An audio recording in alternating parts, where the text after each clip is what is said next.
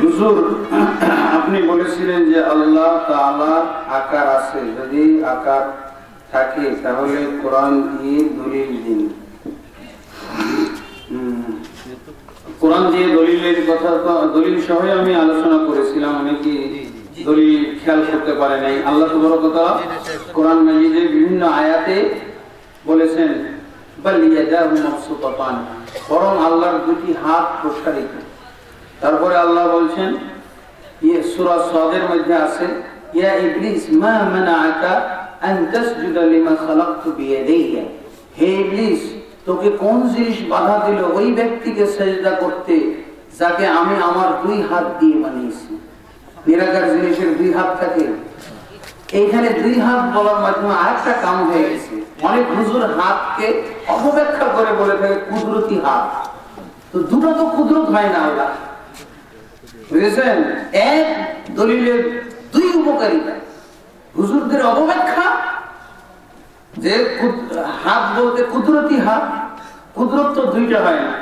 আল্লাহ কি বলছেন আমি যাকে আমার দুই হাত দিয়ে বানিয়েছি। কি বোঝা গেল? নিরাকার জিনিসের কোন দুই হাত থাকে নাকি?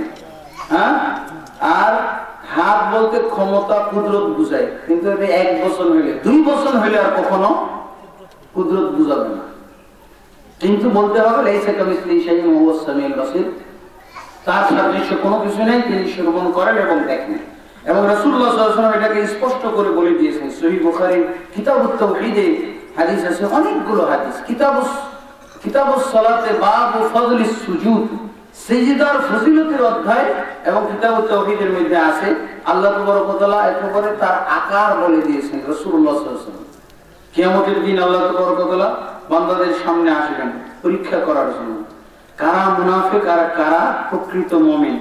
আল্লাহ আসবেন, এসে বলবেন, হাদিসে আছে ইয়াতিল্লাহু আযজা ওয়া জাল্লা ফি গায়রি সূরাতিহি, আল্লাহ তাবারক ওয়া তাআলা বান্দাদের সামনে আসবেন তার আকার বাদ দিয়ে অন্য এক আকার আকৃতি ধারণ করে, দিয়ে বলবে আমি তোমাদের রব। তখন প্রকৃত যারা মুমিন তারা বলবে আউযু বিল্লাহি মিনকা, আমরা আপনার থেকে আল্লাহর কাছে পানাহ চাই, আপনি আমাদের রব না। কারণ আল্লাহ তার নিজের আকার ত্যাগ করে অন্য আকার ধারণ করেছে। এরপরে আল্লাহ দ্বিতীয়বার আসবেন অতঃপর আল্লাহ তাবারক ওয়া তাআলা আসবেন তার নিজস্ব আকার আকৃতি নিয়ে, এসে বলবেন আনা রব্বুকুম, আমি তোমাদের রব। তখন সব মুমিনরা বলবে আনতা রব্বুনা, হ্যাঁ আপনি আমাদের রব। কি আলহামদুলিল্লাহ, স্পষ্ট না? একেবারে আকার শব্দ দিয়ে আছে, কিন্তু আমরা কি করি?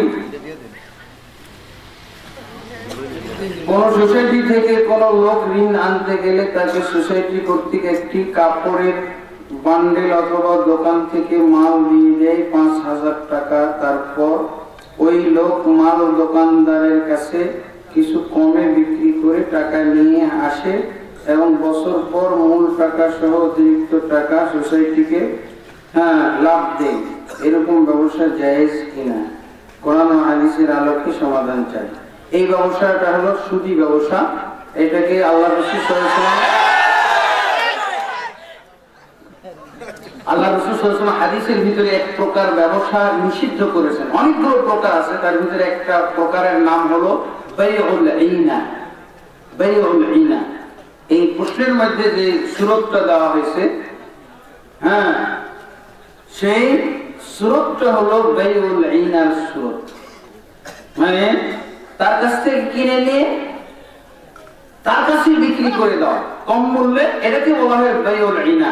এই বাইউল ঈনার সাথে মিলে যাচ্ছে, অতএব এটা সুদি কারবার।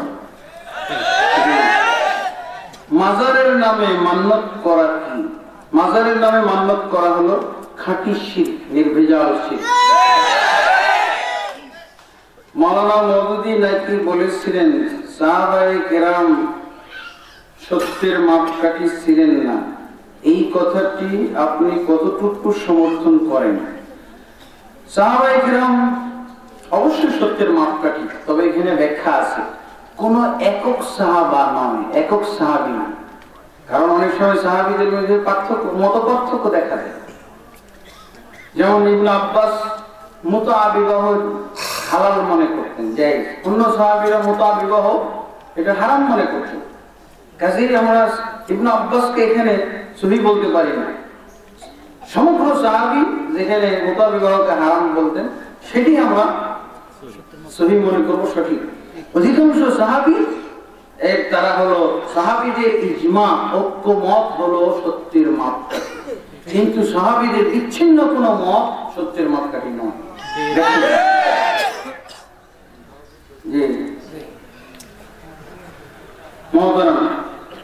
এখানে একটা আমাদের হাদিস জানতে হবে, অনেকে আমরা বিভ্রান্ত হয়ে থাকি। একটা জাল হাদিস, জাল হাদিসটা হলো উলামা উম্মতি কা আমবিয়া বনি ইসরাঈল বিআইহিম ইক্তাদাইতুম ইহতাদাইতুম। জাল হাদিসের বক্তব্য হলো আমার উম্মতের আলেমগণ বনি ইসরাঈলের নবীদের মতো, অতএব তাদের যে কোনো এক ব্যক্তিকে তোমরা যদি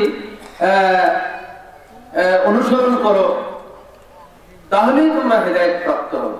জাল হাদিস, হাদিসটা হলো জাল। তাহলে যে কোনো ব্যক্তি বলতে ইবনে আব্বাসের মুতাবিবাহ জায়েজ বলতেন, এটা তাহলে অনুসরণ করব, আমরা এখন ভাড়াতে বিবাহ করব? উনি কোনো একটা দৃষ্টিভঙ্গির কারণে আল্লাহ রাসূল আগে মুতাবিবাহ জায়েজ বলতেন, পরে হারাম করে দিয়েছেন। হয়তো এই হাদিস ইবনে আব্বাসের কাছে পৌঁছে নেই, যার জন্য উনি আগেরটাই বলতেন। মুতাবিবাহ হলো ভাড়া বিবাহ। একজন আপনি সফরে গেছেন ঢাকাতে, গিয়ে মানে অস্থায়ী বিবাহ, আপনি ঢাকাতে থাকবেন 10 দিন, তখন আপনি কিছু, এটা ইরানের ব্যবস্থা আছে, ইরানের শিয়ারা এখনো এটার পক্ষে। এটা হলো কি বলে যে আমি তোমাকে 5,000 টাকা দিব, এক মাসের জন্য বিয়ে করবো, কন্ট্রাক্ট ম্যারেজ। তাহলে এটা ঠিক না তো? আমি যদি এই সাহাবীকে মানি তাহলে কি আমি হেদায়েত প্রাপ্ত হব? কি কি বাকি আছে? মুহতারাম, প্রথম দিন বলেছিলেন পালক সন্তান গ্রহণ করার হয়েছে, কোরআন হাদিসের দলিল দিবেন কি? জিকিরের পদ, হ্যাঁ, পালক সন্তান আসলে সূরা আহজাবের মধ্যে আল্লাহ নিষেধ করে দিয়েছেন।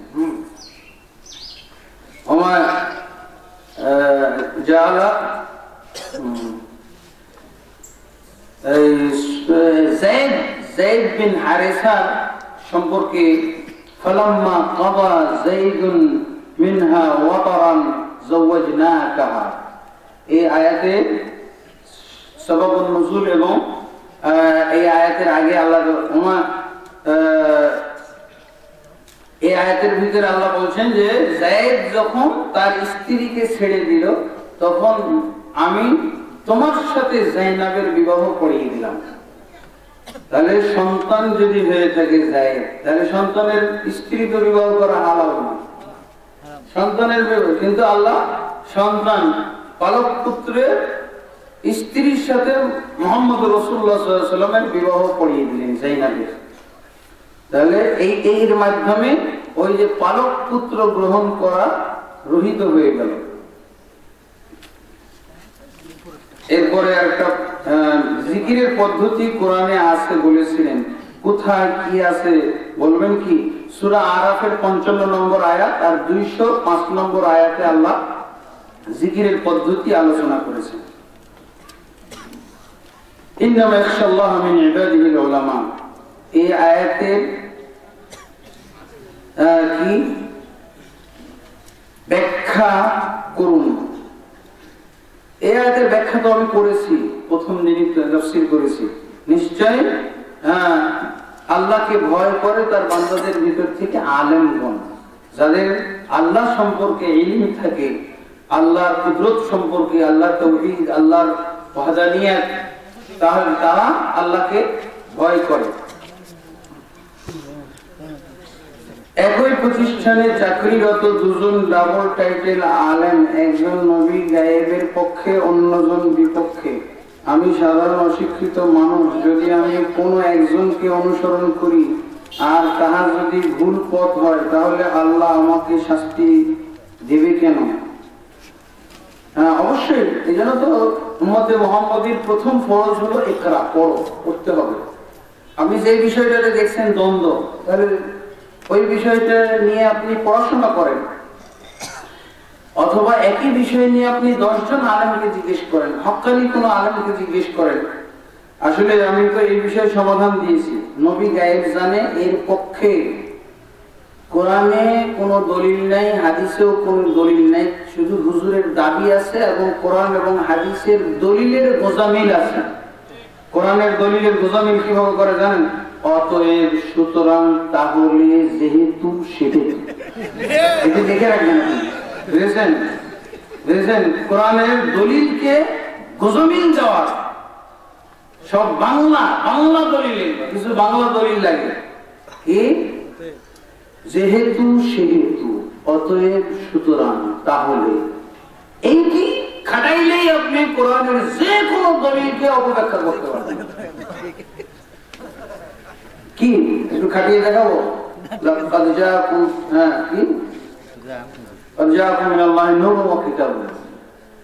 আল্লাহর পক্ষ থেকে কিতাব এসেছে, নূর এসেছে এবং কিতাবে মুবিন, স্পষ্ট কিতাব এসেছে। যেহেতু আল্লাহর নূর এসেছে, আল্লাহ রাসূলের কিতাব মুবিন আর নূর এসেছে, যেহেতু আল্লাহ বললেন নূর এসেছে, সেহেতু মুহাম্মদ সাল্লাল্লাহু আলাইহি ওয়াসাল্লাম নূর।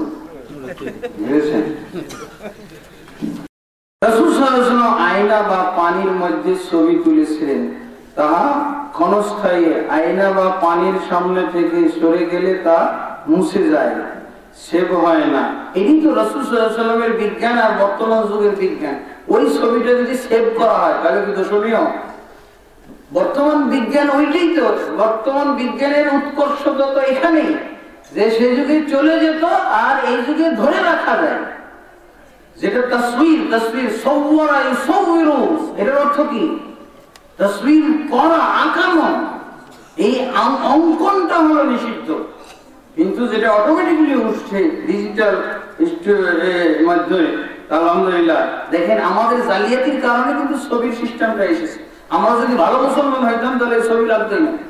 আমাদের আগের মুখের কথাই তো ছিল দলিল। আজকাল কি তা হয়? ভাই ভাইয়ের কথা ঠিক রাখে না, ভাই ভাইয়ের সাথে বেঈমানি করে, তখন তো আমাদের ছবির দরকার এসেছে। কিন্তু আলহামদুলিল্লাহ সেই ছবির ব্যাপারেও যে ইসলামে এত সুন্দর ব্যবস্থা আছে, হ্যাঁ, সেটা তো আমরা খেয়াল করি নাই, গবেষণা করি না।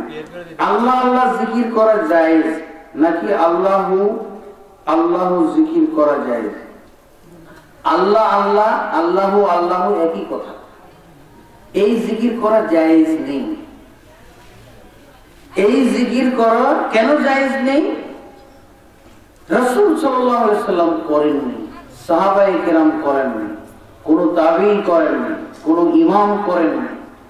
আর এই আল্লাহ রাসূল সাল্লাল্লাহু আলাইহি ওয়াসাল্লাম উত্তম জিকির যে বলেছেন, আফদালু যিকরি লা ইলাহা ইল্লাল্লাহ, উত্তম জিকির হলো লা ইলাহা ইল্লাল্লাহ বলা। পুরো ফিগারটা ওই যে বলেছেন না, পরিমাণ, কোন পরিমাণটাকে আল্লাহ রাসূল উত্তম জিকির বলেন? আপনি কি আল্লাহ আল্লাহ বললে এটা কি উত্তম জিকির? মুহাম্মদ সাল্লাল্লাহু আলাইহি ওয়াসাল্লাম যে উত্তম জিকির বলল তার চেয়ে উত্তম জিকির কোন যুক্তিতে আপনি আল্লাহ আল্লাহ শুরু করতেছেন?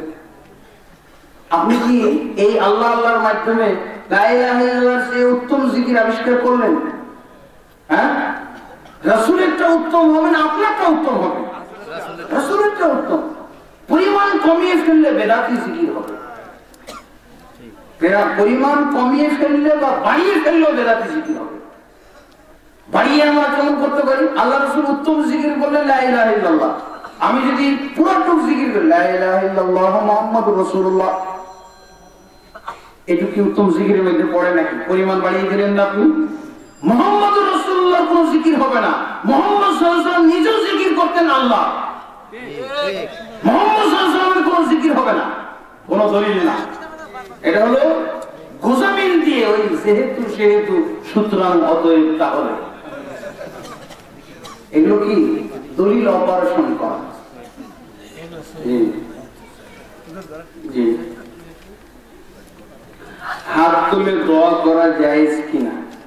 হাত তুলে যেখানে দোয়া করা জায়েজ সেখানে আমরা বেদাত মনে করি, আর যেখানে জায়েজ নেই সেখানে সুন্নত মনে করি। হাত তুলে দোয়া করার কিছু নির্দিষ্ট জায়গা আল্লাহর জিকির আজকার আর দোয়া, দোয়া এবং জিকির আজকারের মধ্যে পার্থক্য আছে। জিকির আজকার হলো নির্দিষ্ট দোয়া, সময় এবং অবস্থার সাথে সম্পৃক্ত সেট করা দোয়া। মসজিদে ঢোকার সময় দোয়া পড়তেছেন কি? আল্লাহ বের হওয়ার সময় আল্লাহ ফজলে, এর কি ব্যতিক্রম হয়? 5 ওয়াক্তে একই দোয়া, ঠিক একই দোয়া। এরকম ভাবে যেখানে যেখানে আল্লাহ রাসূল দোয়া সেট করে রেখেছেন, ওই জায়গায় কোনো হাত উঠিয়ে দোয়া হবে না। খানা শুরু করার আগে হাত উঠিয়ে দোয়া, খানা শেষ করে হাত উঠিয়ে দোয়া হবে, কারণ এগুলো নির্দিষ্ট দোয়া সেট করে আছে, আপনি শুধু পড়লেই হবে। আর যেখানে আল্লাহ রাসূল সাল্লাল্লাহু আলাইহি ওয়াসাল্লাম হাত উঠিয়ে দোয়া করেছেন, যেমন কুনুতের ভিতরে হাত উঠিয়ে দোয়া করেছেন, ইস্তিসকার ভিতরে হাত উঠিয়ে দোয়া করেছেন, যেমন খুতবার ভিতরে হাত উঠিয়ে দোয়া করেছেন, সেসব জায়গায়। তারপরে হজ করতে যে আল্লাহ রাসূল সাল্লাল্লাহু আলাইহি ওয়াসাল্লাম সাফা মারওয়ায় হাত উঠিয়ে দোয়া করেছেন, আল্লাহ রাসূল সাল্লাল্লাহু আলাইহি ওয়াসাল্লাম আরাফাতের মাঠে হাত উঠিয়ে দোয়া করেছেন, জামরায় মিনাতে হাত উঠিয়ে দোয়া করেছেন, যেখানে যেখানে হাত উঠিয়ে দোয়া করেছেন। কিন্তু মসজিদে আল্লাহ রাসূল সাল্লাল্লাহু আলাইহি ওয়াসাল্লাম খুতবা ছাড়া হাত উঠিয়ে দোয়া করেন না। তারপরে বক্তব্য শেষেও আল্লাহ রাসূল সাল্লাল্লাহু আলাইহি ওয়াসাল্লাম দোয়া সেট করে রেখেছেন, সুবহানাকাল্লাহুম্মা ওয়া বিহামদিকা আশহাদু আল্লা ইলাহা ইল্লা আনতা আস্তাগফিরুকা ওয়া আতুবু ইলাইক। যখনই আল্লাহ রাসূল সাল্লাল্লাহু আলাইহি ওয়াসাল্লাম মজলিস শেষ করতেন এই দোয়া পড়তেন। যেখানে জিকির, এখন আপনার দোয়া কোনটা? দোয়া হলো অনানুষ্ঠানিক। আপনার হঠাৎ করে একটা মনে পড়েছে, পেট ব্যথা করছে, আল্লাহ আমার পেটটা ব্যথা করছে, দয়া করে তুমি সুস্থতা আরোগ্যতা দান করো, এটা অনির্দিষ্ট দোয়া। এইগুলো ইস্তিসকার দিতে, যেখানে সবাই আক্রান্ত একটা বিষয়, সবাই ভুক্তভোগী একটা সমস্যা নেই, সেখানে যেমন অনাবৃষ্টি, তারপর অতিবৃষ্টি, এই জন্য আল্লাহ রাসূলের কাছে দোয়া চেয়েছিলেন না সাহাবী? বলেন, ইয়া রাসূলুল্লাহ আমাদের পথঘাট সব নষ্ট হয়ে গেল, দোয়া করেন। অনাবৃষ্টি, আল্লাহ রাসূল ওখানেই খুতবায় দোয়া করলেন। অতিবৃষ্টি, আবার আল্লাহ রাসূলের কাছে দোয়া চাওয়া হলো, আল্লাহ রাসূল খুতবাতেই দোয়া করলেন হাত তুলে, এবং মুক্তাদিরাও আল্লাহ রাসূল সাল্লাল্লাহু আলাইহি ওয়াসাল্লামের হাত তুলে দোয়া করেছেন। বর্তমান তাবলীগ জামাতের ব্যাপারে আপনার মতামত কি? আসলে বর্তমান যে তাবলীগ জামাত, আমরাও তো তাবলীগ জামাতের লোক, আমরা যে 3 দিন যাবত যে এই বক্তব্য রেখে আসছি, এটা তাবলীগ নয়, এটা আসল তাবলীগ, কোরআন এবং সুন্নাহর তাবলীগ। তবে তাবলীগের 2টা ধারা লক্ষ্য করা যায়, একটা হলো মদিনা ভিত্তিক তাবলীগ, আর একটা হলো দিল্লি ভিত্তিক তাবলীগ। তো এখানে 2 তাবলীগের সমন্বয় হওয়া উচিত, না হলে কিছু ভুল বুঝাবুঝি থেকে যায়। হ্যাঁ, দিল্লি ভিত্তিক তাবলীগের মানে মাধ্যম হলো ফাজাইল আমল, আর মদিনা ভিত্তিক তাবলীগের হলো সামগ্রিক ইসলাম নিয়ে কোরআনের সহি তাফসির, 6খানা সহি হাদিস গ্রন্থ এবং এর অনুকূল লিখিত ব্যাখ্যা সহযোগী হাদিস গ্রন্থ, এগুলো সহ আমি মনে করি উভয় পক্ষের সমন্বয়ে যে তাবলীগ হবে সেটা হবে খাঁটি তাবলীগ এবং বেশি উপকারী। পবিত্র কোরআনে স্পষ্টভাবে বলা হয়েছে ইসলাম আল্লাহ তাআলার একমাত্র মনোনীত ধর্ম। তবে ইসলামের মধ্যে এত দল কেন, এটা তো ব্যাখ্যা করে হয়েছে। কোরআনের অপব্যাখ্যা থেকে এত দল তৈরি হয়। আর যেগুলো রাজনীতির নামে হচ্ছে সেগুলো তো ওরাই জানে। একজন সুদী ব্যবসায়ী সুদের ব্যবসা করে আজ কোটিপতি, 7-8 বছর গত হলো সুদের ব্যবসা ছেড়ে দিয়েছেন। এখন সে সমাজের নেতৃস্থানীয় একজন লোক বটে। তার অর্থে বিভিন্ন দান খয়রাত বা ইসলাম প্রচারের কাজে ব্যয় করলে জায়েজ হবে কি না? আলহামদুলিল্লাহ, কোনো ব্যক্তি যদি ইসলাম বুঝতো না, দিন ধর্ম বুঝতো না, সেই সময় সুদী কারবার করেছে, হ্যাঁ, বিভিন্ন ধরনের হারাম সম্পদ সে আহরণ করেছে, যখন সে ইসলাম বুঝলো তারপর সে যদি তওবা করে আর কারো আত্মসাৎকৃত টাকা যদি সে চিহ্নিত করতে পারে, সেটা ফেরত দেয়, তাহলে আলহামদুলিল্লাহ সে তার পরিশুদ্ধ জীবনে চলে গেছে। তার দান সাদাকা আল্লাহর কাছে কবুল হবে অবশ্যই। হ্যাঁ, এবং আল্লাহর কাছে তওবা ইস্তেগফার দৈনন্দিন তার করা উচিত, বেশি বেশি নফল ইবাদত করা উচিত। মসজিদে ইমাম সাহেব যদি তাবিজ বিক্রি করেন তাহলে তাহার পিছনে নামাজ পড়া যাবে কিনা? তাবিজ অবশ্যই শিরক, তবে এই শিরকের দুইটা অবস্থা, একটা হলো ছোট শিরক আর একটা হলো বড় শিরক। ছোট শিরকে আকবার, শিরকে আসগার। ছোট শিরক হলো কেউ তাবিজ দিচ্ছে এবং বলছে কি যে ভাই তাবিজের কোনো ক্ষমতা নাই, এটা একটা ওসিলা, আপনি নিয়ে যান, আল্লাহ চাইলে ভালো করে দিতে পারেন। যদি এরকম কথা বলে তাহলে এটা ছোট শিরক আর ছোট শিরক। আর যদি বলে যে এমন পাওয়ারফুল তোমাকে তাবিজ দিয়েছি, ভালো না হয়ে যাবে কোথায়, টাকা ফেরত, বড় শিরক, এর পিছনে নামাজ হবে না। একজন বক্তা বা আলেম কোনো এক মাহফিলে 1-1.5 ঘন্টা কোরআন তাফসীর করার পর সম্মানী হিসেবে 15 থেকে 30 হাজার টাকা নিলে জায়েজ হবে কি? যদি উনি কন্ট্যাক্ট করেন যে আমাকে 15-20 হাজার টাকা দিতে হবে, না হলে আমি তাফসীর করব না। আর সাধারণত আমি যেটা দেখি, যারা বেশি টাকা নেয় আমাদের বাংলাদেশে, যারা যে সমস্ত বক্তা বেশি টাকা নেই, মূলত এদের ওয়াজ শোনাটাই হারাম, জায়েজ না। কতগুলো এরকম বক্তা আছে, হ্যাঁ, শিরক, বেদাত এবং কুফরির ওয়াজ, খাঁটি নির্ভেজাল বেদাত এবং শিরকের ওয়াজ করে। আমি কতগুলো ওয়াইজ চিনি, এসব ভৈরব এলাকা, বিভিন্ন এলাকা থেকে পাওয়া যায়, নাউজুবিল্লাহ। এদের একবারে খাঁটি নির্ভেজাল শিরকি ওয়াজ করে, এর মধ্যে কোনো ভেজালই নাই, শুধু বেদাতি ওয়াজ করে। এদের ওয়াজ থেকে আল্লাহ মুসলমানদেরকে দূরে রাখুক, তাদেরকে পানাহ দান করুক আল্লাহ। এদের 1 টাকাও দেওয়া উচিত না। যারা টাকা দেওয়া মানে কি? শিরক কিনে নেওয়া, শিরক এবং কুফরি কিনে নেওয়া। সৌদি আরবে যেদিন ঈদের নামাজ হয়, সেই দিন বাংলাদেশে চাঁদ না দেখা গেলেও কি ঈদের নামাজ পড়া যাবে, নাকি চাঁদ দেখা গেলে নামাজ আদায় করতে হবে?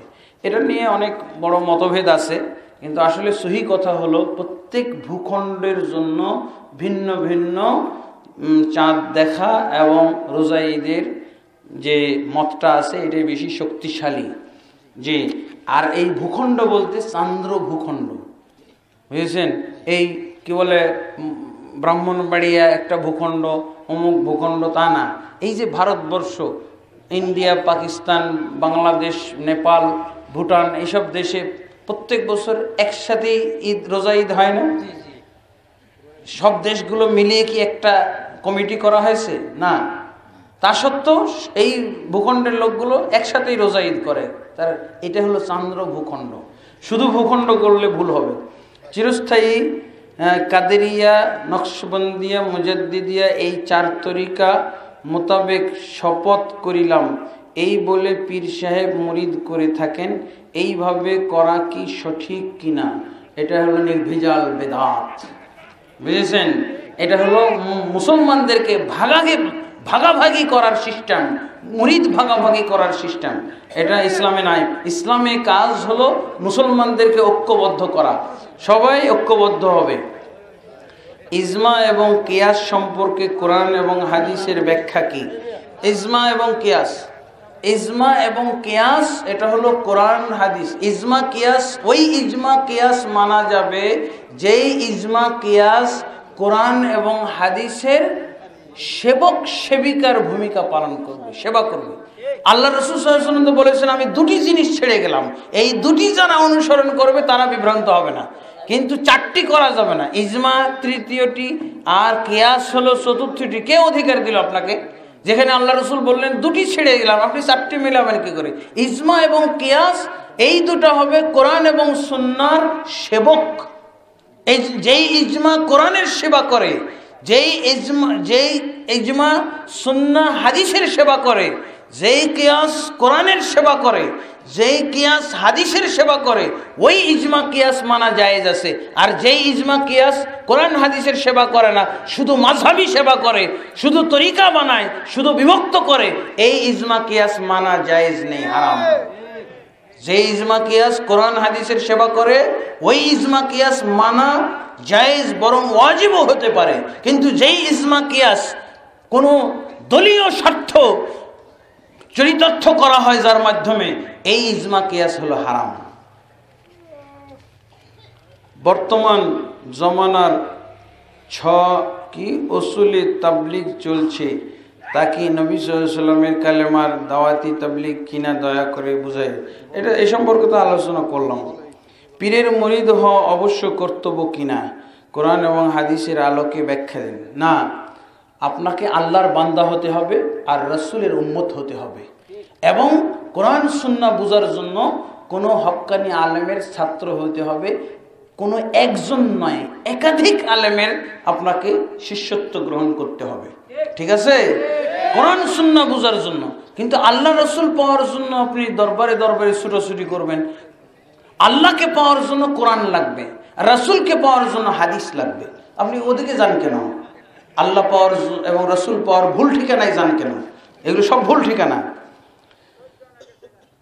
আসমাউল হুসনা, আল্লাহর সুন্দর নাম সমূহ ডাকলে অথবা কি বিনয়ের সাথে নীরবে স্মরণ করলে কি সওয়াবের পরিবর্তে গুনাহ হবে? যেমন আমি যদি ইয়া আল্লাহ অথবা ইয়া জাল জালালি ওয়াল ইকরাম নামে জিকির করি, তাহলে কি সওয়াব হবে না?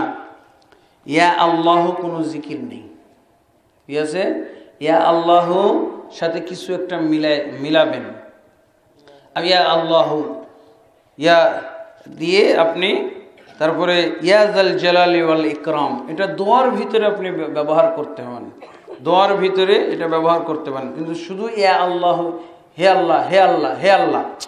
মানুষ একজনকে ডাকে হে ভাই, এমনি কি ডাকে আর ছেড়ে দেয় না? কোনো একটা কাজ থাকে, কোনো একটা কিছু ব্যক্ত করে, প্রয়োজন ব্যক্ত করে।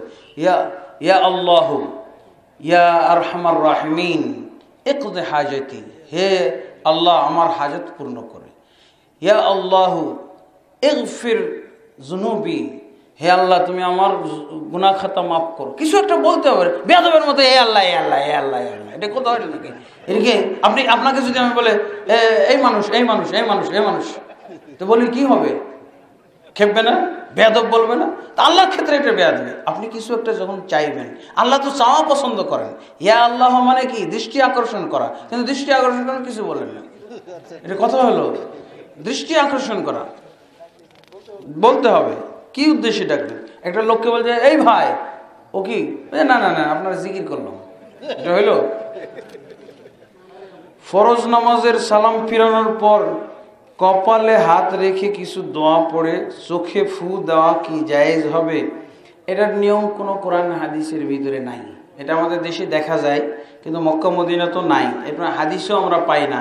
শুধুমাত্র রাত্রে শোয়ার আগে, বিছানা গ্রহণ করার আগে সূরা ইখলাস, ফালাক, নাস, আয়াতুল কুরসি এগুলো পড়ে শরীর মসে করার কথা হাদিসে পাওয়া যায়। বাকি এই যে নামাজের পরে আমরা দেখি অনেকে করে না, এটার কোনো দলিল নাই। জিকিরের মাহফিল বা আল্লাহর জিকির জায়েজ কিনা? জিকিরের মাহফিল, এটাই হলো জিকিরের মাহফিল।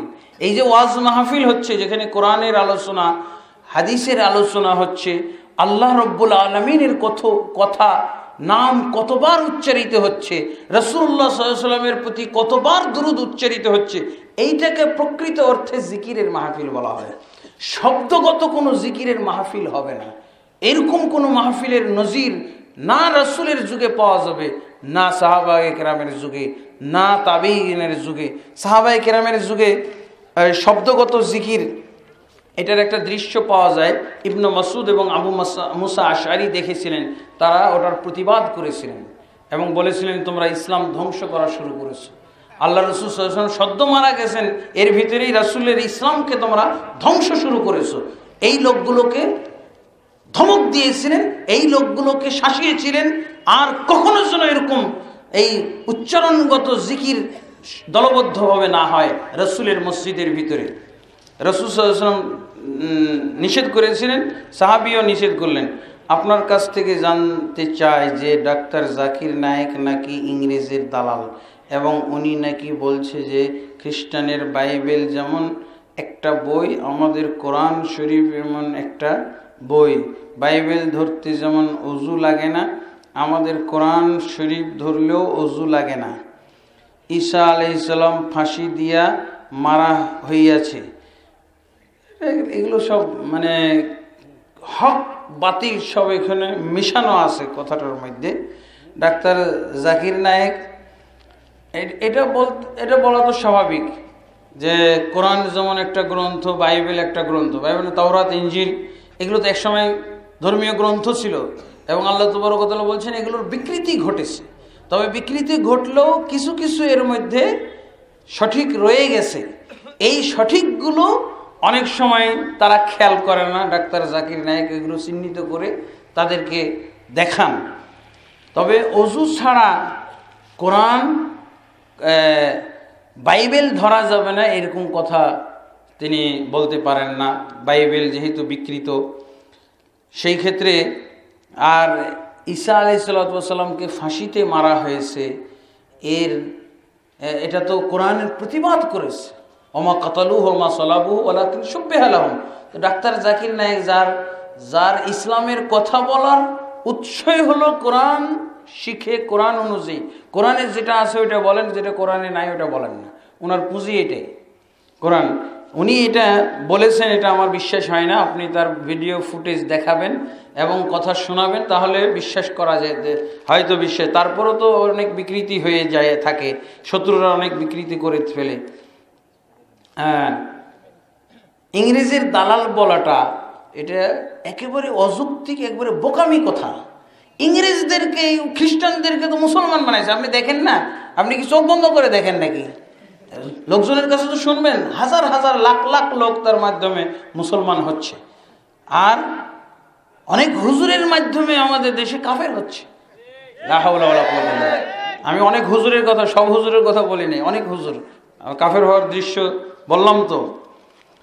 তো অবশ্যই কোরআন স্পর্শ করার ক্ষেত্রে বিধান আছে দুইটা। একটা হলো অজু সহ কোরআন স্পর্শ করা হলো উত্তম, আর অজু ছাড়াও কোরআন স্পর্শ করে পড়া জায়েজ।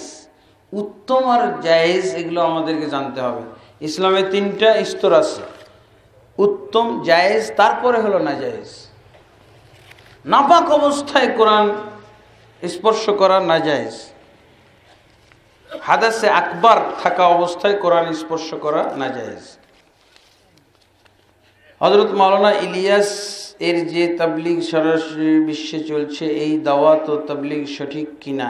চার মাযহাবের যে কোনো মাযহাবের উপর আমল করলে চলবে কিনা? আচ্ছা, উপরের এটা তো মোটামুটি হয়ে গেছে। চার মাযহাবের যে কোনো মাযহাবের উপর আমল করলে চলবে কিনা?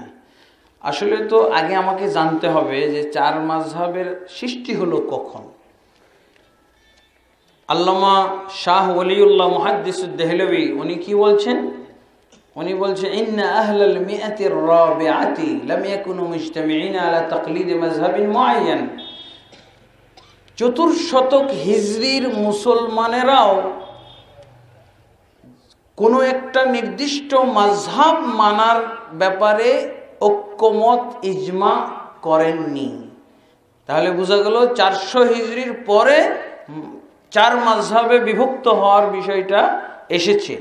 তাহলে যেটা 400 বছর পর আসলো, সেটা মাযহাবের উপরে সেই মাযহাব অনুযায়ী আমল করার বাধ্যবাধকতা তো থাকতে পারে না।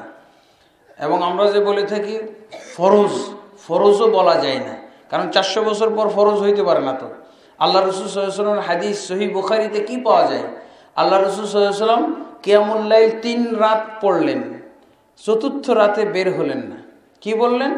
যে আমার আশঙ্কা হলো যে আমি যদি এভাবে তোমাদেরকে কিয়ামুল লাইল জামাত করে পড়াই, তাহলে আল্লাহ ফরজ করে দিতে পারেন। আমি যদি না পড়ি তাহলে ফরজ হবে না। তাই ফরজ হওয়াটা রাসূলের সাথে সংশ্লিষ্ট। রাসূল সাল্লাল্লাহু আলাইহি ওয়াসাল্লাম যদি থাকেন, রাসূল সাল্লাল্লাহু আলাইহি ওয়াসাল্লাম একটা কাজ করেন, তাহলে ফরজ হইতে পারে। আর যদি রাসূল সাল্লাল্লাহু আলাইহি ওয়াসাল্লাম না করেন, ওটা ফরজ হবে না। রাসূল সাল্লাল্লাহু আলাইহি ওয়াসাল্লাম কেন বাদ দিয়ে দিলেন? যে আমি এটা যদি পড়তে থাকি তাহলে আল্লাহর পছন্দ হইতে পারে, আল্লাহ ফরজ করে দিতে পারে, তখন এই ফরজ তোমরা ঠিক রাখতে পারবে না। এবার আল্লাহ রাসূল সাল্লাল্লাহু আলাইহি ওয়াসাল্লাম যখন মৃত্যুবরণ করলেন, আবু বকর রাদিয়াল্লাহু আনহুর যুগ চলে গেল, ওমর ইবনুল খাত্তাব রাদিয়াল্লাহু আনহুর যুগ চলে গেল, 2 বছর অতিবাহিত হলো। তারপরে ওমর ইবনুল খাত্তাব এবার চিন্তা করলেন যে আল্লাহর রাসূল তো নাই, তো কার মাধ্যমে ফরজ হবে? আল্লাহ রাসূল কিয়ামুল লাইল জামাত করে পড়ার বাদ দিলেন ফরজ হওয়ার আশঙ্কায়। এখন তো রাসূলই নাই, তো কার মাধ্যমে আল্লাহ ফরজ করবে? অতএব ফরজ হওয়ার সম্ভাবনা আর নাই। অতএব তিনি চালু করে দিলেন। কি চালু করলেন? কিয়ামুল লাইলের জামাত চালু করে দিলেন, যেটাকে আমরা পরবর্তীতে কি বলি? তারাবির নামাজ বলে থাকি। তাহলে দেখেন ওমর ইবনে খাত্তাব কেন চালু করলেন? যে আর ফরজ হবে না, আল্লাহ রাসূল সাল্লাল্লাহু আলাইহি ওয়াসাল্লাম নাই, আর ফরজ হবে না। তো তো কিভাবে 400 বছর পর ফরজ হইতে পারে? আর কিছু জি বুঝা গেছে না? দলিল দিয়ে আমাদের সব বিচার করতে হবে, দলিল সহ। আল্লাহর রাসূল ছাড়া, আল্লাহর রাসূলের জীবদ্দশা ছাড়া, আল্লাহর রাসূলের মাধ্যম ছাড়া কোনো ফরজ হবে না। অথচ আমাদের সমাজে 400 বছর পর যে মাযহাব আসলো, এটাকেও অনেকেই ফরজ বলে। সবাই বলে না, অনেক আলেম জেদের বশবর্তী হয়ে বলে ফেলে মাযহাব মানা ফরজ। কিভাবে ফরজ হলো 400 বছর পর? হ্যাঁ, তারপরে একটা ফরজ যদি কেউ নিজে বানাইতে পারে, তাহলে এরপর আরো বহু ফরজ এমনি চলে আসে। মাযহাব মানা ফরজ বলার পর এখন বলছে না, মাযহাব মানা ফরজ হয়েছিল, শেষ করা হয়েছে, তো এখন তরিকা মানা ফরজ। এরপরে আবার বলা শুরু করলো দলিল ছাড়া ফরজ বলতে দিলে দেখেন কেমন হয়, বুঝেছেন? দলিল ছাড়া ফরজ বলতে দিলে দেখেন এর ফরজের কোনো ঠিক ঠিকানা পাওয়া যায় না। এবার বলছে তরিকা মানা ফরজ, এরপরে এখন বর্তমান বলছে পীর ধরা ফরজ। এগুলা এইসব ফরজের কোনো বাপ মাই নাই, বুঝেছেন? এইসব ফরজের কোনো বাপ মা নাই। জিকিরের শর্তগুলি কি কি? মাহফিলে বয়ানের সময় ভিডিও করা যাবে কিনা? জিকিরের শর্ত আল্লাহ তাবারক ওয়া তাআলা তো বলে দিয়েছেন। সূরা কি বলে? আরাফের 55 নম্বর আয়াত কি বলছেন? উদউ রাব্বাকুম তাদাররুআন ওয়া খুফিয়া, তোমরা তোমাদের রবকে ডাকো বিনয়ের সাথে, গোপন স্বরে। ইন্নাহু লা ইউহিব্বুল মুআতাদিন, নিশ্চয়ই তিনি বাড়াবাড়িকারীদেরকে পছন্দ করেন না। এটা তাহলে গোপন কি বলে? বিনয়ের সাথে হবে, গোপন স্বরে হবে। আর সূরা আরাফের 205 নম্বর আয়াতে বলেছে মনে মনে হবে। আর এটা তাহলে উচ্চ স্বরে হবে না, সমস্বরে হবে না, দলবদ্ধভাবে হবে না।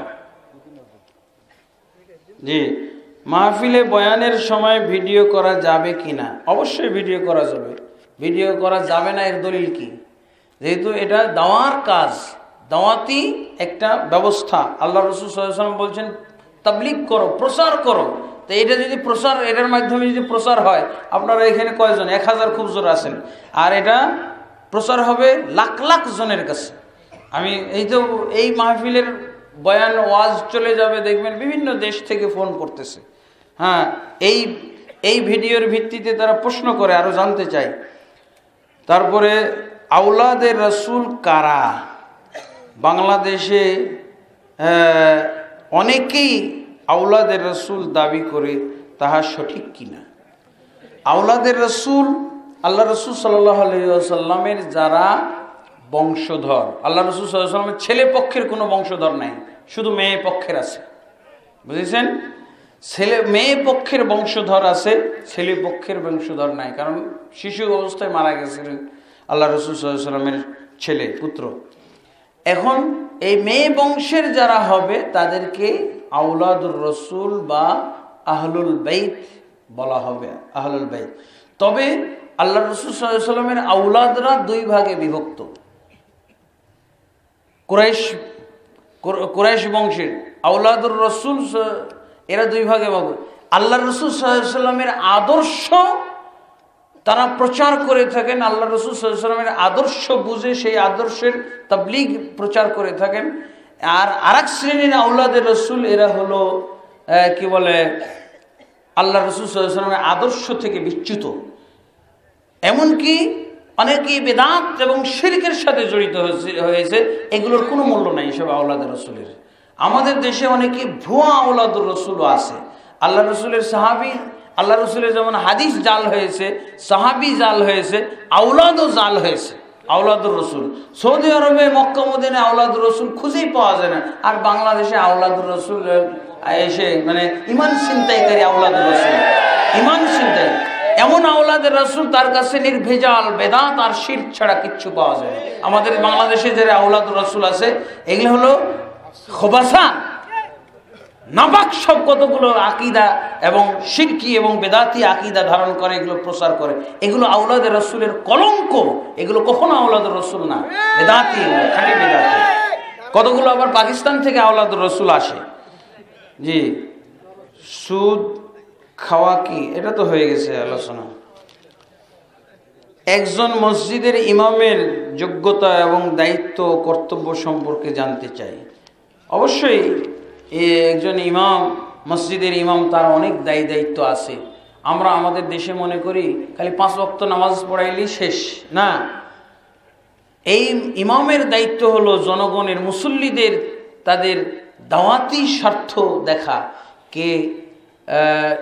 কে আমল করতেছে, কে করে না, কে নামাজি, কে বেনামাজি, কে বেদাতের সাথে জড়িত, কে শিরকের সাথে জড়িত, কে বিভিন্ন হারামের সাথে জড়িত আছে, এগুলো মানুষকে মানে বুঝানো। আর দৈনিক মসজিদের ভিতরে দার্সের ব্যবস্থা করা, কোরআনের কিছু আয়াতের সঠিক তাফসীর বয়ান করা, রাসূল সাল্লাল্লাহু আলাইহি ওয়াসাল্লামের কিছু হাদিস তাদের সামনে তুলে ধরা, এগুলো হলো দায়িত্ব। নামাজের নিয়ত কিভাবে করতে হবে, মুখে উচ্চারণ করে নিয়ত করা কি বেদাত নয়? আলহামদুলিল্লাহ, আপনি তো প্রশ্ন করে বলেই দিলেন। হ্যাঁ, নাওয়াইতো পড়ে নিয়ত করতে হয়, নিয়ত পড়তে হয় না, বুঝেছেন? নিয়তটা করতে হয়। নিয়ত মানে ইচ্ছা, সংকল্প, পরিকল্পনা। আচ্ছা, আমরা কি ইচ্ছা আমাদের মুখ দিয়ে কখনো করি? হ্যাঁ, ইচ্ছা হলো অন্তর থেকে হবে। আরবি ভাষায় বলা হয় আন্নিয়া আমালুল কলব, অন্তরের কাজকে নিয়ত বলা হয়। আলহামদুলিল্লাহ, তো নিয়ত পড়তে হয় না, নিয়ত করতে হয়।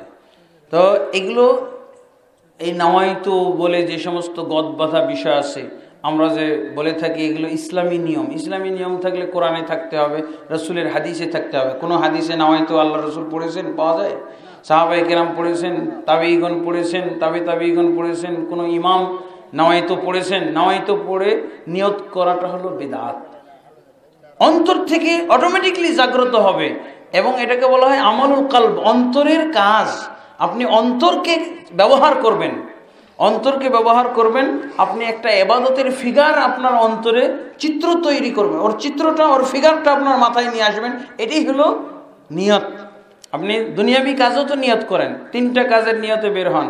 যেই কাজের নিয়ত যত প্রবল সেটা তত সফল হয়, আর যেই কাজের নিয়ত দুর্বল, এই 3 নম্বর কাজটা সময় পেলে করব, দেখা গেল যে ওইটা সময় হয় নাই। তো আলহামদুলিল্লাহ, তাহলে নাওয়াইতো এগুলো পড়তে হয় না। আমি বলছি যে ওই নাওয়াইতো যেই মৌলভী সাহেবরা বানাইছেন, তারা যদি আগে ভাগে না মারা যাইতো তাহলে কিন্তু আরও নাওয়াইতো আমাদের মুখস্থ করতে হতো। কারণ এরা আজানের নাওয়াইতো বানানোর চিন্তা করে নাই, তার আগেই মারা গেছে। একামতের নাওয়াইতো বলে নাই, মসজিদে ঢুকার নাওয়াইতোটা নাই, বের হওয়ার নাওয়াইতো নাই, খালি দোয়ায় আছে, তাই না? তো এইগুলো নাওয়াইতো আপনি কত বলবেন বলেন? প্রত্যেকটা কাজে যদি নাওয়াইতো বলি তো আমার নাওয়াইতোই তো সময় চলে যাবে সব, বুঝেছেন? মহিলাদের সালাতুত তাসবিহ কি রে, মহিলাদের সালাতুত তাসবিহ নামাজ পড়া কি ঠিক না বেঠিক? মহিলারা কেন সালাতুত তাসবিহ বেঠিক হবে কেন? এটা তো সবার জন্য, মহিলা পুরুষ সবাই সালাতুত তাসবিহ পড়তে পারে। মান্নতের জন্য নামাজ পড়া জায়েজ কিনা? মান্নতের নামাজ হইতে পারে যে আল্লাহ যদি আমাকে পরীক্ষায় পাশ করায় তাহলে আমি 2 রাকাত নফল সালাত পড়বো, এটা আল্লাহর জন্য মান্নত করা, এটা ইবাদত। তবে মান্নত করা অনেকটা নিরুৎসাহিত করা হয়েছে, আল্লাহর সাথে শর্ত করা। আল্লাহর ইবাদতের জন্যই তো সৃষ্টি হয়েছি, তো আমি অমুক কাজ আল্লাহ করে দিলে আমি নামাজটা পড়বো, এটার জন্য একটা কেমন মানে দোষণীয় মনে হয়, অশোভনীয় মনে হয়। তবে কেউ যদি মান্নত করে ফেলে এটা পূর্ণ করার ইবাদত। মুহাম্মদ সাল্লাল্লাহু আলাইহি ওয়াসাল্লাম আল্লাহর রাসূল, তিনি আমাদের মতোই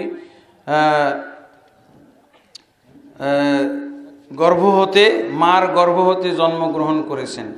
এটা কি?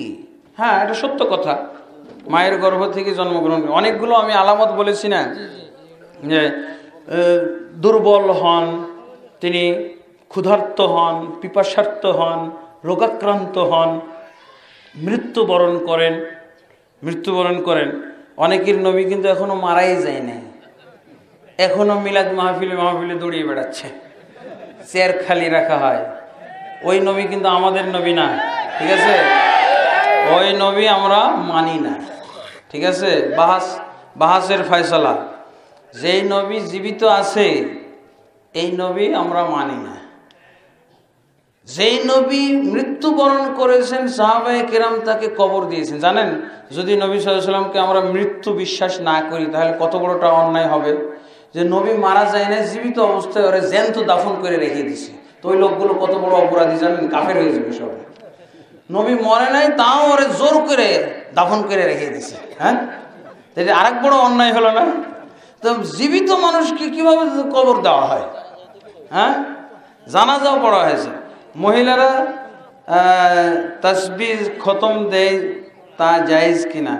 সালাতুত তাসবিহ যদি উদ্দেশ্য হয়ে থাকে তাহলে তো অবশ্যই জায়েজ। আল্লাহ তাআলা পবিত্র কোরআন শরীফে বলেছেন শিরক সবচেয়ে বড় গুনাহ, অথচ আপনি প্রথম দিন আলোচনায় বলেছিলেন জ্ঞান অর্জন না করা সবচেয়ে বড় গুনাহ। তাহলে কি আপনি আল্লাহ তাআলার চেয়ে বেশি বুঝেন? খুব আবেগের সাথে বলছেন। হ্যাঁ, তো শিরক সবচেয়ে বড় গুনাহ। আপনি কি কোরআন মাজিদের মধ্যে দেখেনি ফাআলাম আন্নাহু লা ইলাহা ইল্লাল্লাহ, ইকরা, আল্লাহর আদেশ। আমি কি দলিল ছাড়া কথা বলছিলাম? প্রথম আদেশ আল্লাহ কি দিলেন? আল্লাহ বলেননি ইকরা, তুমি পড়ো। কালেমার পূর্বের শব্দ আল্লাহ কি ব্যবহার করেছেন? সূরা মুহাম্মদের 19 নম্বর আয়াত, ফাআলাম আন্নাহু লা ইলাহা ইল্লাল্লাহ, তুমি জ্ঞান অর্জন করো। ইমাম বুখারী রাহমাতুল্লাহ আলাইহি বলছেন আল ইলমু ক্বাবলা আল কওলি ওয়াল আমাল। শিরক সবচেয়ে বড় গুনাহ, এটা তো কোরআনে এভাবে কোরআনে নাই, হাদিসে আছে। কোরআনে আল্লাহ কি বলছেন? ইন্নাহু লা ইয়াগফিরু আন ইউশরাকা বিহি ওয়া ইয়াগফিরু মা দুনা যালিকা লিমান ইয়াশা। নিশ্চয়ই আল্লাহ তার সাথে শিরক করার মতো গুনাহ কাউকে মাফ করেন না, কিন্তু এর চেয়ে নিম্ন পর্যায়ের গুনাহ যাকে ইচ্ছে তিনি মাফ করেন। এই তাহলে তারপরে কি বলে শিরকের চেয়েও বড় গুনাহ আছে, এটা কি আপনি জানেন? শিরকের চেয়ে বড় গুনাহ, এটা কিন্তু একটা ইলম। শিরক কাকে বলা হয়? শিরক মানে আল্লাহর সাথে অন্য কিছুকে শরীক করা, মানে আল্লাহকেও মানে অন্য কিছুকে মানে। যারা বলে যে আল্লাহ বলতে কিছু নেই, এটা কি শিরকের মতো গুনাহ? না, তার চেয়ে বড় গুনাহ, তার চেয়েও বড় গুনাহ। আল্লাহকে অস্বীকার করা তার চেয়েও বড় গুনাহ। কুফরি হলো তার চেয়ে বড় গুনাহ। সূরা আল বাইয়িনাতের মধ্যে পড়েন ইন্নাল্লাযীনা কাফারু মিন আহলিল কিতাবি ওয়াল মুশরিকিন। কুফরি হলো শিরকের চেয়ে বড় গুনাহ। দলিল সূরা বাইয়িনাত, নিশ্চয়ই যারা কুফরি করেছে আল্লাহর সাথে আহলে কিতাবদের ভিতর থেকে এবং মুশরিকদের ভিতর থেকে যারা কুফরি করেছে। তাহলে মুশরিক কুফরি করে, আপনি বুঝবেন না? এত আবেগ দিয়ে প্রশ্নটা করলেন। ইলম, তারপরে অবশ্যই ইলম হলো সবচেয়ে, আর এটা তো আমি সহিহ বুখারীর হাদিস এবং সূরা নূহের 23 নম্বর আয়াতের তাফসীর থেকে বলেছিলাম ইলম হলো সবচেয়ে বড় গুনাহ। সেখানে সহিহ বুখারীর হাদিসে কি আছে? ফালাম্মা নুসিয়াল ইলমু আবাদুল আওসান। যখন ইলম ভুলিয়ে দেওয়া হলো তখন তারা মূর্তি পূজা শুরু করলো। তাহলে ইলম থাকলে যতদিন পর্যন্ত ইলম ছিল ততদিন পর্যন্ত মূর্তি পূজা হয় নাই। 1000 বছর পর্যন্ত কোনো মূর্তি পূজা হয় নাই, আদম থেকে শুরু করে। তা আপনাকে আমি দলিল দিয়েছিলাম ভাই, দলিলগুলো ভুলে যে আপনার খালি সংশয়টাই থেকে গেছে। আপনার সামনে আলোকসজ্জা করা হয়েছে, কোরআন হাদিসের আছে কি আলোকসজ্জা? দেখছেন কিভাবে একটা জিনিসের বিকৃতি করা হয়। আর এখন আলোকসজ্জা বলতে আপনি কি বুঝাচ্ছেন? এই লাইট যদি হয় এটা তো প্রয়োজনে, আর ওই যে বাইরে যে আলোকসজ্জা করা হয়েছে এটা হয়তো না করলেও পারতো, কিন্তু যারা করেছে তারা কি আপনাকে বলছে যে এটা আমরা সওয়াবের জন্য করেছি? সওয়াবের জন্য যদি করে থাকে তাহলে তো অবশ্যই এটা ঠিক না, এটা বেদাতের মধ্যে চলে যাবে। আর যদি সৌন্দর্যের জন্য করে থাকে তাহলে হয়তো এই সৌন্দর্যতার কারণে গুনাহ হবে না, তাও এটা না করলেও ভালো হইতো। জি, ছবি উঠানো আপনার সামনে কোরআন হাদিস আছে কি? ছবি উঠানোর কোরআন হাদিসের ব্যাখ্যা তো আমি দিয়েছি। আপনি বর্তমান যুগে ছবির কাছে আপনি অসহায়, ছবি আপনাকে তুলতেই হবে, এরকম পরিবেশ সৃষ্টি করে দেওয়া হয়েছে। আপনি জমি রেজিস্ট্রি করতে পারবেন না, আপনার লাইসেন্স হবে না, আপনার জায়গা জমির মালিক হইতে পারবেন না, বাড়ি ঘরের মালিক, গাড়ির মালিক হইতে পারবেন না, আপনি চলতে পারবেন না, হ্যাঁ, আপনার ভোটার আইডি হবে না। আপনি ছবি আপনার উপরে ফরজ করে দেওয়া হয়েছে। এখন এই ক্ষেত্রে আপনি যদি জায়েজ প্রকার ছবির সন্ধান পান, তাহলে সেটা কি আপনার জন্য সমাধান হলো না?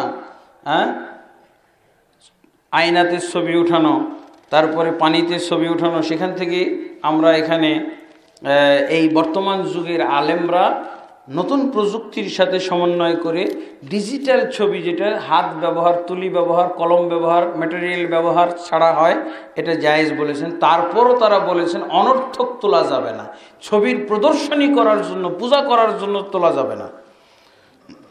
লোকজনের মাঝে নতুন নতুন বিতর্কিত কথা বলে সমাজে ফিতনা সৃষ্টি করার বিধান কি? হ্যাঁ, সমাজে সৃষ্টি করার বিধান, আবু জাহাল কাবা শরীফের গেলাপ ধরে দোয়া করেছিল বদরের যুদ্ধের আগে। আবু জাহাল, হ্যাঁ, সূরা আনফালের 17 নম্বর আয়াতের তাফসির দেখবেন ইবনে কাসির থেকে। হ্যাঁ, 17 নম্বর আয়াতে তাফসিরে পাওয়া যাবে যে আবু জাহাল বদরের যুদ্ধে মোকাবেলার আগে কাবা শরীফের গেলাপ ধরে দোয়া করেছিল। দোয়াটা কি? আল্লাহুম্মা আইয়ুনাকা নাখতাউ লিররাহিম ওয়া জাআ বিমা লা নারিফু ফাইলুল গাদাত। হে আল্লাহ, আমরা দুই পক্ষ যুদ্ধ করতে যাচ্ছি, দুই পক্ষের মধ্যে কোন পক্ষ আত্মীয়তার সম্পর্ক ছিন্নকারী আর কোন পক্ষ উদ্ভট কথা সমাজে চালু করেছে তুমি ভালো জানো। মুহাম্মদ সাল্লাল্লাহু আলাইহি ওয়াসাল্লাম জাহিলি সমাজে উদ্ভট কথা চালু করেননি। তাওহীদি কথাটা উদ্ভট তাদের কাছে ছিল, হ্যাঁ, নতুন কথা তাদের কাছে। কি বলেছিল? মা সামি'না বিহা ফি মিল্লাতি আবাইনা, আমরা আমাদের বাপদাদা 14 পুরুষে এই কালেমা শুনি নাই, কি তুমি কালেমা এটা বলতেছো? তো উদ্ভট কথা, এটা ফিতনা, এটা আবু জাহেলের দৃষ্টিতে ফিতনা ছিল। সে আল্লাহকে খেপাচ্ছে, আল্লাহ আমাদের দুই পক্ষের মধ্যে কে আত্মীয়তা সম্পর্ক ছিন্ন করেছে, কে উদ্ভট কথা চালু করেছে, নতুন কথা কে সমাজে চালিয়ে দিয়ে বিচ্ছিন্নতা সৃষ্টি করেছে, আল্লাহ তুমি তাকে শাস্তি দাও। তাহলে মুহাম্মদ সাল্লাল্লাহু আলাইহি ওয়াসাল্লামের সঠিক দাওয়াতকেও ফিতনা বলা হয়েছে, উদ্ভট কথা বলা হয়েছে। এবং মুহাম্মদ সাল্লাল্লাহু আলাইহি ওয়াসাল্লামের বিরুদ্ধে আল্লাহকে আবু জাহাল খেপাচ্ছে কাবা শরীফের গেলাপ ধরে। তাহলে আপনি কি বলবেন? সত্য কথা এখানে আপনি ধরিয়ে দেন তো আমাকে, কোন কথাটা আমি বাতিল কথা বলেছি, কোন কথাটা এই জায়গায় আমি, হয়তো আপনার কাছে নতুন কথা হয়ে গেছে, আপনার পুরানটা তো বাতিল কথা ছিল, পুরানটা তো একটা বেদাতি আকীদা ছিল, পুরান কথাটা তো শিরকি আকীদা ছিল, কোরআন হাদিস বহির্ভূত আকীদা ছিল। সেটার পরিবর্তে আপনাকে সঠিকটা প্রদান করার চেষ্টা করেছি। এটাকে আপনি যদি ফিতনা বলেন, তাহলে হক প্রচার, হক উপস্থাপন করা এটা ফিতনা নয়, হক গ্রহণ না করা হলো ফিতনা। জি, ধর্মীয় অনুষ্ঠান এই রকম লাল নীল আলোকসজ্জা করার শরীয়ী বিধান কি? আসলে আমি তো এটার জবাব দিলামই। ইসলামে বায়াত গ্রহণ করা বৈধ কিনা? হ্যাঁ, এটা একটা গুরুত্বপূর্ণ প্রশ্ন। ইসলামে বায়াত গ্রহণ করা ফরজ, ইসলামে বায়াত গ্রহণ করা বিদআত, দুই প্রকার, বুঝেছেন? ইসলামে বায়াত গ্রহণ করা ফরজ। কার বায়াত গ্রহণ করা? বায়াত গ্রহণ করতে হবে ইসলামী রাষ্ট্রের যিনি খলিফা হবেন, আমিরুল মুমিনিন হবেন, মাত্র একটা ভূখণ্ডে একটা দেশের একজন লোকের জন্য এই বায়াত গ্রহণের অধিকার সীমাবদ্ধ। আল্লাহ রাসূল সাল্লাল্লাহু আলাইহি ওয়াসাল্লামের যুগে শুধু রাসূলুল্লাহ সাল্লাল্লাহু আলাইহি ওয়াসাল্লামের হাতে বায়াত করেছে, আবু বকরের হাতে, ওমর, ওসমানের হাতে বায়াত নাজায়েজ ছিল রাসূল বেঁচে থাকা অবস্থায়। একজন, যে কোনো যুগে একজন হবে। আর আল্লাহ রাসূলের মৃত্যুর পর যদি দুইজনের বায়াত হয়, তাহলে দ্বিতীয় জনের বায়াত হলো বিদআত। প্রথম জনেরটা হলো সুন্নত ফরজ, আর দ্বিতীয় জনেরটা হলো বিদআত। আবু বকরের যুগে রাদিয়াল্লাহু আনহু, তার যুগে তিনিই শুধু বায়াত করিয়েছেন, আর দ্বিতীয় কোনো লোক নাই। আছে দ্বিতীয়, তৃতীয়, চতুর্থ, পঞ্চম, ষষ্ঠ, 100 নম্বর, 1000 নম্বর, যদি 1000 জন বায়াত গ্রহণ করে সব বেদাতি বায়াত। হাদিস বুঝতে হবে আগে, বুঝেছেন? আপনারা দেখাইতে পারবেন নজির যে আল্লাহ রসুল সাল্লাল্লাহু আলাইহি ওয়াসাল্লামের যুগে একজন বায়াত নিয়েছিল, আবু বকর রাদিয়াল্লাহু আনহুর যুগে একজন বায়াত নিয়েছিল। কেন?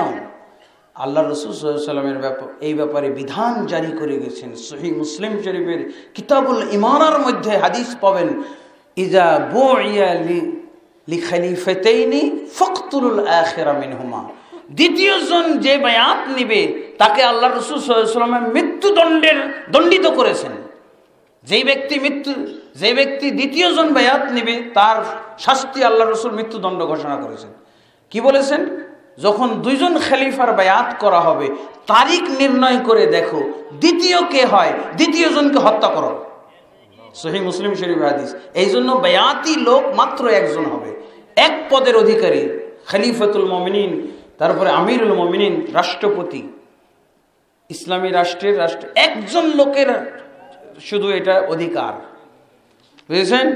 দ্বিতীয় জন হওয়াই যাবে না। আল্লাহ রসুল বিধান জারি করেছেন, দ্বিতীয় জন যদি বায়াত নেয় তাহলে তাকে মৃত্যুদণ্ড দিতে হবে।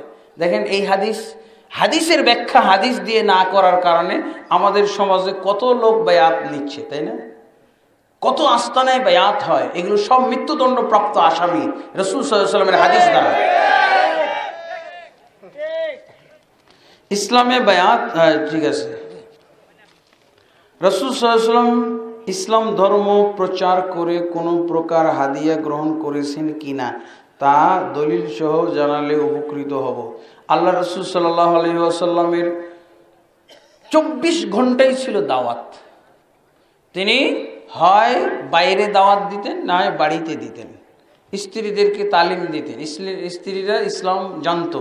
তো আল্লাহ রাসূল সাল্লাল্লাহু আলাইহি ওয়াসাল্লাম সাদাকা গ্রহণ করতেন না, হাদিয়া গ্রহণ করতেন। যেই হাদিয়ার আল্লাহ রসুল সাল্লাল্লাহু আলাইহি ওয়াসাল্লাম অন্যদেরকেও দান করতেন। আল্লাহ রসুল সাল্লাল্লাহু আলাইহি ওয়াসাল্লাম এই হাদিয়ার থেকে 100 উট কুরবানি করেছিলেন বিদায় হজ্জে। তো ইসলামী রাষ্ট্রের নিয়ম হলো, রাষ্ট্রের যিনি অধিনায়ক হবেন, রাষ্ট্রের যিনি খলিফা হবেন, তাকে এরকমভাবে হাদিয়া দেওয়া হবে যাতে তার হাদিয়া থেকে উনি আরও মানুষকে সহযোগিতা সহায়তা করতে পারে।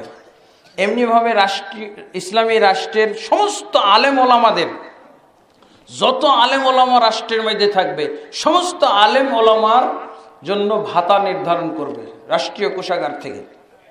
তখন এই আলেমরা জনগণ থেকে 1টি পয়সা নিলেও হারাম হবে, নেওয়া নাজায়েজ। কিন্তু যদি ইসলামী রাষ্ট্র না থাকে, তাহলে আলেমদের যদি দায়িত্ব না হয়, কোনো রাষ্ট্রীয় কোষাগার থেকে না দেওয়া হয়, তখন দায়িত্ব পড়বে জনগণকে দিতে হবে। জনগণ এই আলেমদের দায়িত্ব নিবে।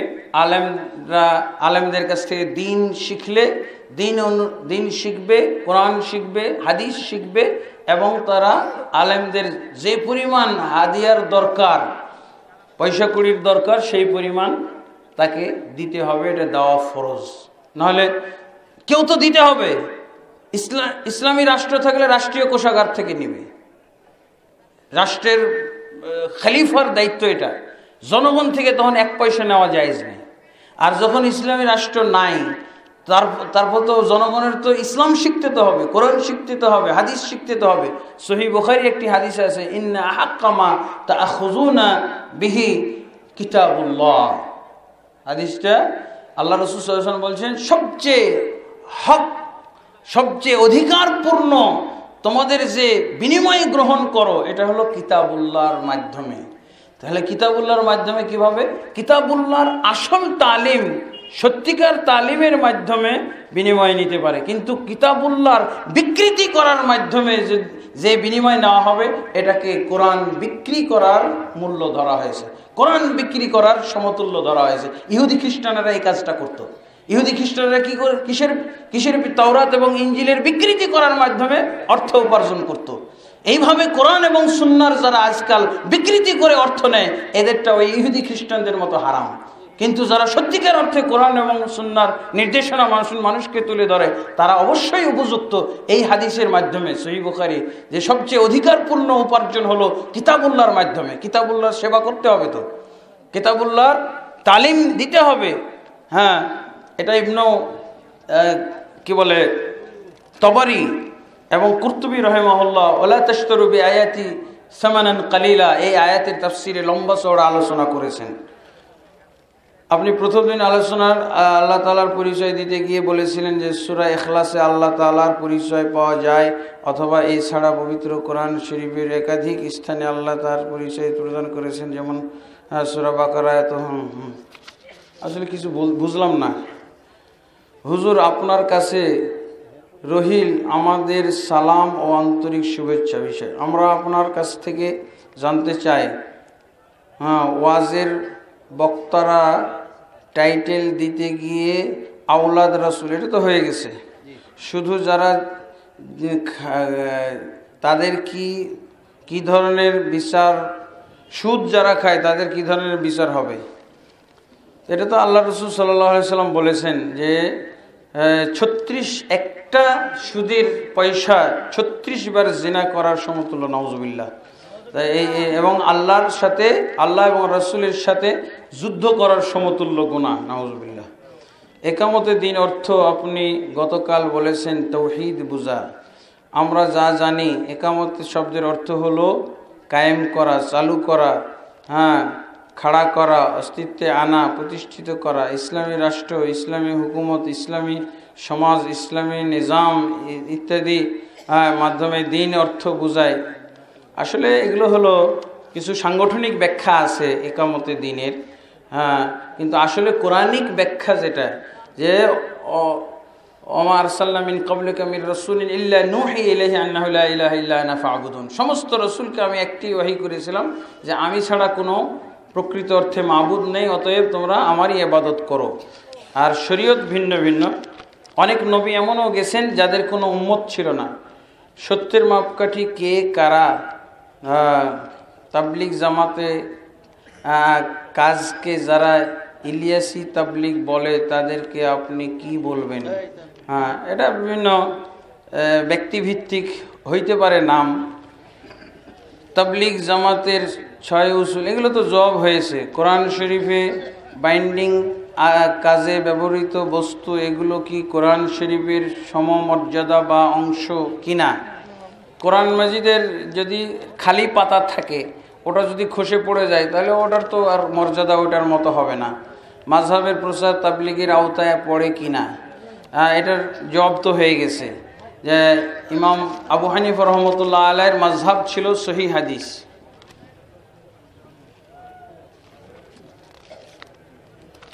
আবার নতুন এক বোঝা প্রশ্ন আসলো, এগুলো সবই দিতে হবে। আনা আবি দারদা কাল কাল রাসূলুল্লাহ সাল্লাল্লাহু আলাইহি ওয়াসাল্লাম আকসিরু সালাতা আলাইয়া ইয়াউমাল জুমআতি ফাইন্নাহু মাশহুদুন ইয়াশহাদুল মালায়েকা ওয়া ইন্না আহাদাকুম ইউসাল্লি আলাইয়া ইল্লা উরিদাত আলাইয়া সালাতু হাত্তা ইয়াফরুগা মিনহা ক্বালা কুলতু ওয়া বা'দাল মাউত ক্বালা ইন্নাল্লাহ হাররামা আলাল আরদি আন তাকুলা জাসাদাল আমবিয়া। ফানাবিউল্লাহি হাইয়ুন ইউরযাকু রাহু ইবনু মাজাহ। তো এটা ফানাবিউল্লাহি হাইয়ুন ইউরযাকুর, এটা তো হলো সংযোজিত অংশ। আমি তো কালকে আলোচনায় বলেছি, এসেছে যে আল্লাহ তাবারক ওয়া তাআলা নবীদের বডি, মৃত্যুর পর নবীদের বডি হেফাজত করেন। ফেরাউনকে আল্লাহ কি বলেছিলেন? আল ইয়াউমা নুনাজ্জিকা বিবাদানিকা। আমি ফেরাউনকে মেরে আল্লাহ কি বলেছেন? তোমার দেহটা আমি বাঁচিয়ে রাখবো, তোমার দেহটাকে বাঁচিয়ে রাখবো। জি, আসলে এগুলো আরও লম্বা চড়া প্রশ্ন এবং এর উত্তর দিলে সারা রাত পার হয়ে যাবে এখানে। আমরা আসলে প্রথম যে প্রশ্নোত্তরের অংশটা গ্রহণ করেছিলাম এর উপরে জবাব আমরা দিয়েছি, আলহামদুলিল্লাহ। আল্লামা কাদের নামে আগে লিখতে পারে, সাধারণ আলেমদের নামে আল্লামা লেখা কি? আসলে আল্লামা এটা মোবালাগার একটা সেগা, এটা যার তার ক্ষেত্রে ব্যবহার করা উচিত নয়। হ্যাঁ, আসলে আলেম হওয়াটাই তো কঠিন। আলেম হওয়ার যে মাপকাঠি, এ কি বলে,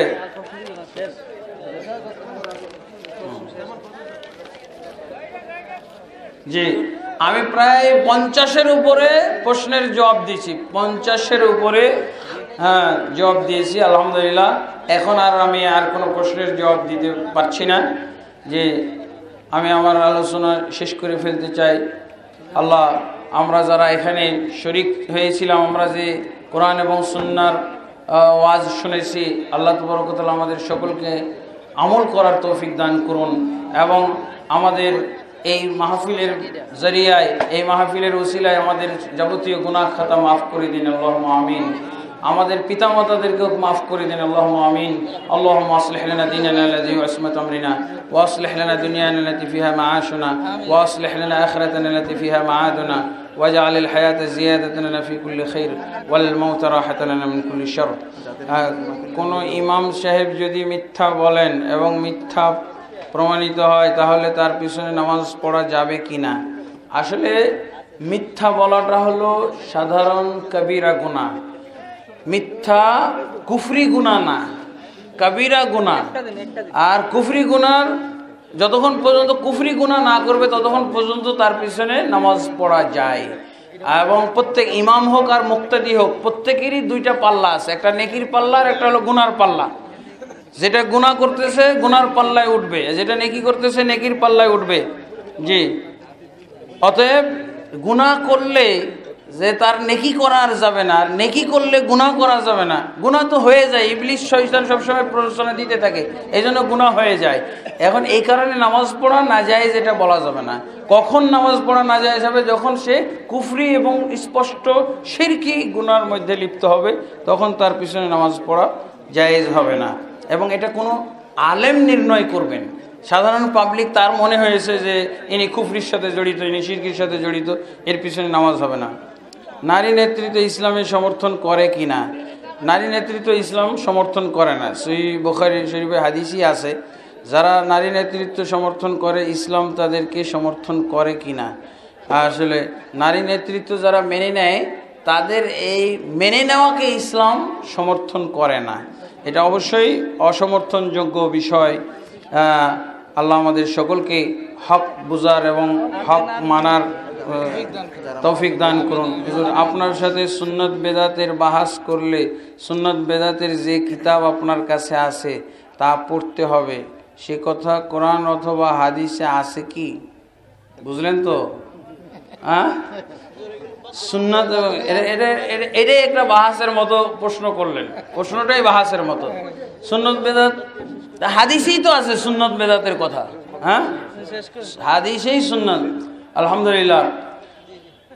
আল্লাহ, আমরা মাহফিল আজকে সমাপ্তির পথে, আল্লাহ তাবারক ওয়া তাআলা আমাদের যারা এই মাহফিলের আয়োজনে রয়েছেন, যারা এর জন্য টাকা পয়সা খরচ করেছেন, দৌড়ঝাঁপ করেছেন, এবং তাদেরকে আল্লাহ তাবারক ওয়া তাআলা ক্ষমা করুন, এবং এই মাহফিলকে তাদের জন্য জান্নাতের ওসিলা করে দেন, এবং এই মাহফিল তাদের জন্য জাহান্নামের ওসিলা হয়ে যাক।